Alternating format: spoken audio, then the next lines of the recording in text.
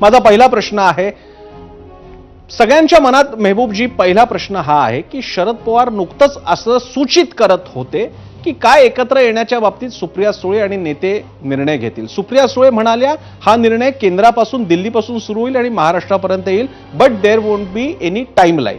मग हे होत असताना अचानक भाजप सोबत जाणार नाही वगैरे, भाजप सोबत गेलेल्यांना सोबत घेणार नाही, याचा काय अर्थ लावायचा? असं की प्रसन्नजी पहिल्यापासून शरद पवार साहेबांची ही भेटी करायली की ते भारतीय जनता पार्टी सोबत जाणार. त्यांनी शाहू फुले आंबेडकर गांधी नेहरू या विचारावर आदरणीय पवार साहेबांनी 55-60 वर्षाचं राजकारण केलेलं आहे आणि त्यामुळं पवार साहेब असं म्हणले एकत्र येतील हे ऑफ द रेकॉर्ड पत्रकारांशी बोलताना सांगितलं, अशा बातम्या माध्यमामध्ये येत होत्या. पण कार्यकर्ते म्हणून आम्हाला पहिल्यापासून त्या ठिकाणी विश्वास होता की पवार साहेब त्यांनी आयुष्यभर एका विचारधारेने राजकारण केलं, ते अशा पक्षासोबत अशा शक्तीसोबत भारतीय जनता पार्टी सारख्या हातमिळवणी करणार नाही. आणि जर करायची असती तर पवार साहेबांनी 2014लाच केली असती. बरं.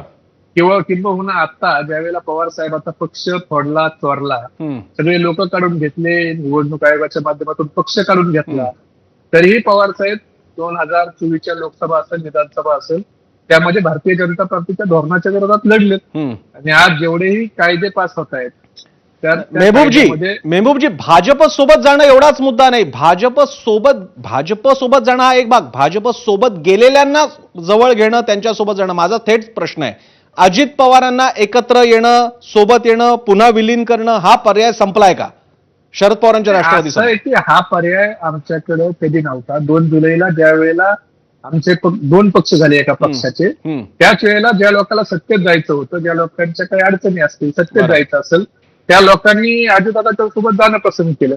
आणि ज्या लोकांना विचाराचं राजकारण करायचं होतं ते लोक शरद पवार साहेबांसोबत थांबलेले आहेत. हे 2 जुलै 2023लाच त्या ठिकाणी स्पष्ट झालेलं आहे. त्यामुळं आता त्याच्यावर वेगळी चर्चा ही फक्त प्रसार माध्यमामध्ये होती. बरं. तिकडच्या पक्षाचे प्रदेशाध्यक्ष म्हणले आमच्याकडे कोणता प्रस्ताव आला नाही. आमच्याही पक्षाचे प्रदेशाध्यक्ष जयंत पाटील साहेब म्हणले आमच्याकडे कोणताही प्रस्ताव आला नाही किंवा आम्ही कोणताही प्रस्ताव दिला नाही. बरं. त्यामुळे एकत्रीकरणाची चर्चा ही फक्त ठीक आहे. आपल्यासोबत मेहबूबजी, आपल्यासोबत सूरज चव्हाण सुद्धा आहेत. मी तुम्हाला विचारलेला मुद्दा वेगळ्या प्रकारे त्यांच्याकडे घेऊन जातो.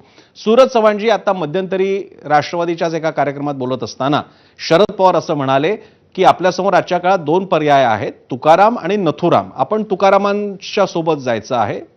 माझा आपल्याला प्रश्न आहे, आपला अजित पवारांचा आपला पक्ष आहे, तुकाराम की नथुराम? आमचा पक्ष तुकारामच आहे. आम्ही तुकारामाच्या विचारधारेवर, महापुरुषांच्या विचारधारेवरच आम्ही काम करतोय. ते एखादी उदाहरण म्हणून त्यांनी बोलले असतील, परंतु राष्ट्रवादी काँग्रेस ही पुरोगामी विचाराचा पक्ष आहे आणि पुरोगामी विचारावरच आज आम्ही काम करतोय. आता ते कुठल्या उद्देशाने बोलले, का बोलले, ते